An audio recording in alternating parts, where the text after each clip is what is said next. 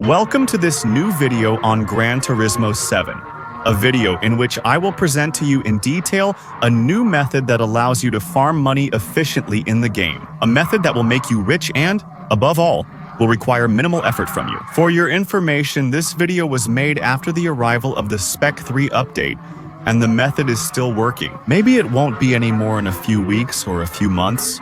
If there's an update, the developers considered it a glitch and decided to patch it. Personally, and you'll see it, I don't consider it a glitch, or even the use of a bug. It's just playing the game in a smart way. For this method, you'll need to invest a little money, you'll have to buy 2 cars. Especially in the game, don't worry, since I'm showing you an easy money-making method in the game. You'll pay them off very quickly and make a lot of profit.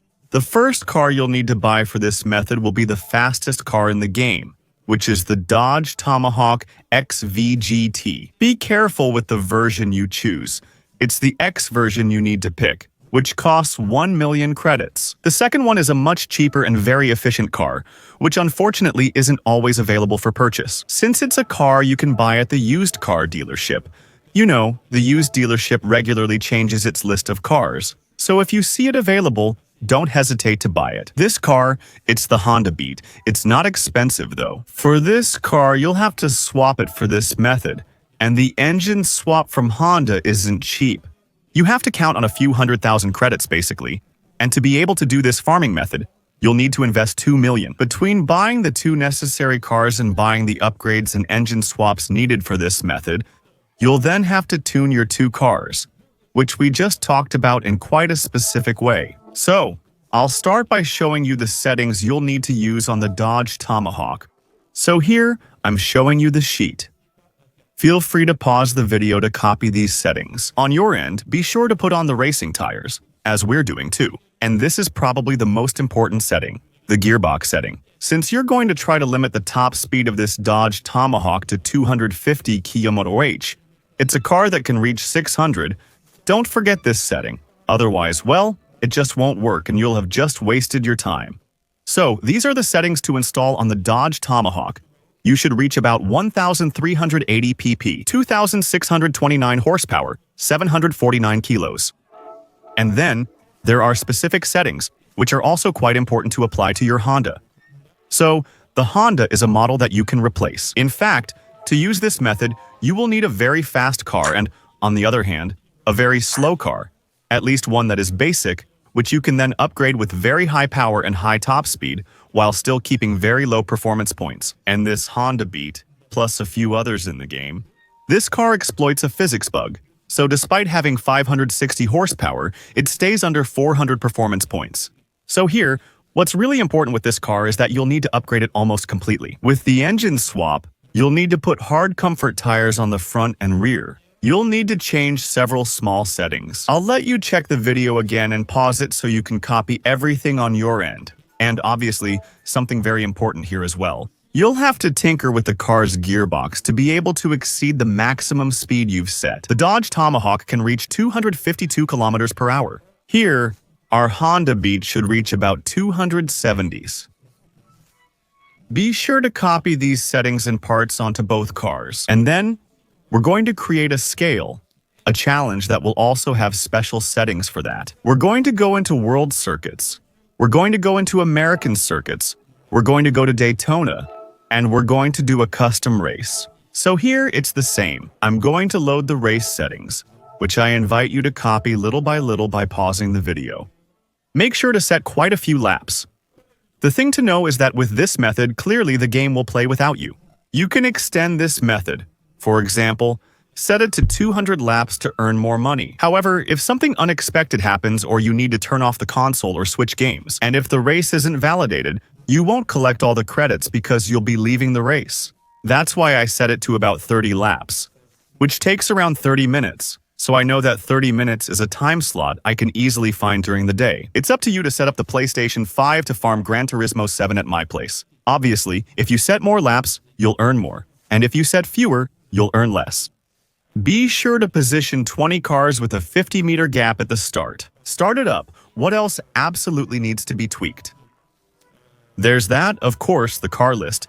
Since the little peculiarity of this method is that you're going to drive the Honda Beat, which is the slow car in the race. And all your opponents will be driving the Dodge Tomahawk X Vision, Gran Turismo. So actually, for each AI, you're going to click on it, change the car, and select the Tomahawk X VGT from your garage. Make sure you've set up the settings on it beforehand, because the AI really needs to have the settings I showed you earlier. Also, make sure to set the rival difficulty to professional level. Once that's done, make a save. Settings like these, you have them forever, and you can repeat this event regularly. Next, you start the race, and here you'll need to make a small adjustment. Especially if you're, let's say, an experienced Gran Turismo 7 player, and you're used to playing with a car that doesn't have any driving assists. And especially if you're using a manual gearbox, make sure to go into the assist settings and set the transmission to automatic. Then, honestly, it's really simple. You start the event and grab your controller. You're going to take a rubber band or whatever you want to hold down the acceleration button on your car. For me personally, it's the R2 button, the trigger. If I put a rubber band on it, it stays pressed and the car accelerates by itself, which is exactly what we're trying to do. We're going to put a rubber band on and let the car drive itself. It will hit the wall, and with the accelerator pressed, it will keep accelerating by itself. And what's quite interesting is that, well, at the beginning of the test, that's normal. The Dodge Tomahawks will easily outpace you with their 2,000 horsepowers. However, once the second lap is over, what will happen is that their cars will reach their maximum velocity, around 250 kilometers per hour. You will keep climbing steadily above 250 kilometers per hour, and as a result, you will regularly catch up with the AI, lap by lap, second and a half by second and a half, each lap after each lap. And if everything goes well, since you have nothing to do, literally, I'm not touching the controller is playing for me. Since the accelerator is pressed, your car will go through all 30 laps without you having to do anything and will finish the race for you. So, let me sum up the method for you. You just have to let the car drive itself for you, with something on your controller, which will keep the accelerator fully pressed down, so that the 30 laps are completed without your intervention like this. And in the meantime, you can do something else. What I actually do is start the race once a day. That way, I collect the rewards, and on top of that, it's all beneficial by doing it once a day. It also helps me complete the daily kilometers I need to cover. So it gives you a reward ticket, a lottery entry, and on top of that, it lets you get a nice little bonus. So don't panic if you see your car drifting a little away from the wall, or if you see the ZIA in front of you. In the corners, Tomahawks dive inside the turn, but you'll stay outside, allowing you to overtake them easily. That's what you need to remember. So, I'm not going to show you 30 laps here. There's no point in making a video just to show all 30 laps of Daytona done by myself. After 30 laps, you'll already unlock your reward. It's a daily distance challenge. Cover enough kilometers to unlock a reward of about 350,000 credits, if I'm not mistaken. What's absurd is that on this track, you can drive against the wall the entire time and still get the perfect race bonus as long as you don't collide with the AI and collisions with the AI. Honestly, you'll almost never get them, because every time the game's timing makes you overtake on the outside of a turn. At the event's end, you'll have 525,000 credits instead of 350,000, since the perfect race bonus adds half that amount. In summary, you earn 525,000 credits daily for doing nothing. While you're doing something else, editing on the PC, you can play another game on the PC. You do the dishes, you cook, whatever, it's downtime. And if you do this every day, over a month, clearly, that gives you 15,000 credits without having done anything. With that, you can pay for all the new Spec 3 editions of the year without any problem. So take advantage of it, because this is the kind of method that developers regularly patch. There are often small buggy races that let you earn a lot, but they eventually get patched. If you have time to do it, even if it's just 20 or 30 days in the month before the next update, take advantage of it. You'll rack up a lot of money with zero effort. Well, I hope this little video helped you. I hope it made you rich.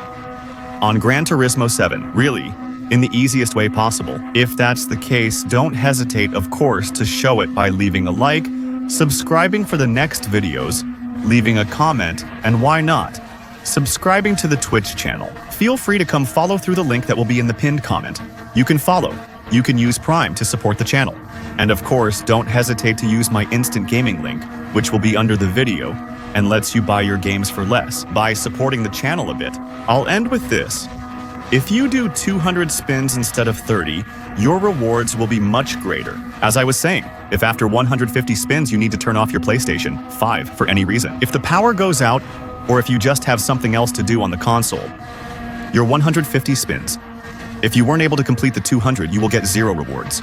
There you go, we've covered everything. For today's video, feel free to subscribe for the next ones, maybe for more guides like this. See you tomorrow for the next one. Bye!